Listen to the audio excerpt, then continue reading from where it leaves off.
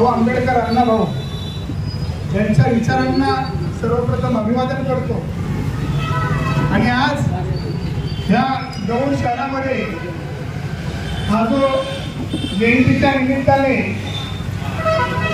कार्यक्रम जो होतोय त्या कार्यक्रमाला आणि त्याच्या निमित्ताने आपण सर्वजण या ठिकाणी एकत्र आलोय, तो आपल्या सगळ्यांचा सहकारी सागर भोसले याचं खऱ्या अर्थानं जेवढं कौतुक करावं तेवढं खूप कमी आहे। कारण संपूर्ण महाराष्ट्र साहित्यरत्न लोकशाहीर अण्णाभाऊ साठे यांची जयंती पाहत असतो आणि प्रत्येक अण्णाभाऊचा अनुयायी हा आपापल्या परीने त्या ठिकाणी वेगवेगळ्या माध्यमातून वेगवेगळ्या कार्यक्रमातून अण्णाभाऊंना अभिवादन करत असतो। परंतु या महाराष्ट्रामध्ये या देशामध्ये या सागर भोसले ह्या होतकरू तरुणाने एक आदर्श संपूर्ण महाराष्ट्रासमोर घालून दिला आहे।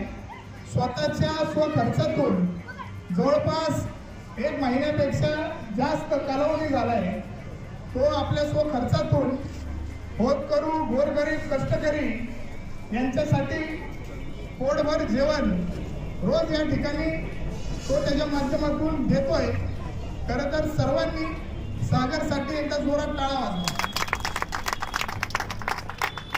अण्णाभाऊंच्या साहित्याचं पहिलं पान ज्यावेळेस आपण उघडतो त्यावेळेस आपल्याला दिसून येतं की अण्णाभाऊंनी गावमुसा बाहेर असलेल्या प्रत्येक व्यक्ती संदर्भात ज्या साहित्यामध्ये ज्या लोकांचं साधा उल्लेख व्हायचा नाही असं साहित्य, मग भटके विमुक्त असतील, गोरगरीब असतील, गावमुसा बाहेरची मंडळी असतील, अशा प्रत्येक व्यक्तीला नायक म्हणून दाखवण्याचं काम या जगात कोणी केलं असेल तर सगळ्यात पहिलं अण्णाभाऊ साठेंनी केलं।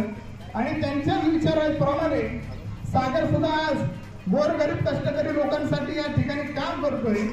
त्याचं खूप खूप पुणे शहर जिल्हा मातक समाजाच्या वतीने सत्यशोधक बहुजन आघाडीच्या वतीने मी त्याचा आभार मानतो आणि अभिनंदन करतो की त्या पद्धतीने हा उपक्रम तो चालवतोय। त्या दिवशी फोनवर माझं बोलणं झालं आणि त्यांनी मला सांगितलं 1 महिना तर होऊनच गेलाय, पण जोपर्यंत मला शक्य होणार आहे तोपर्यंत हा उपक्रम मी असाच पुढं सातत्याने चालू ठेवणार आहे।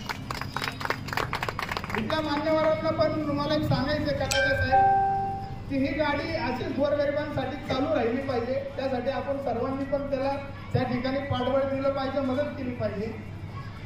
कारण मध्ये काहीतरी थोडाफार त्रास या गाडी संदर्भात त्याला झाला, तो या गाडीमध्ये कोणताही 1 रुपया कमवत नाही, गोरगरीब कष्टकऱ्यांची सेवा करतोय।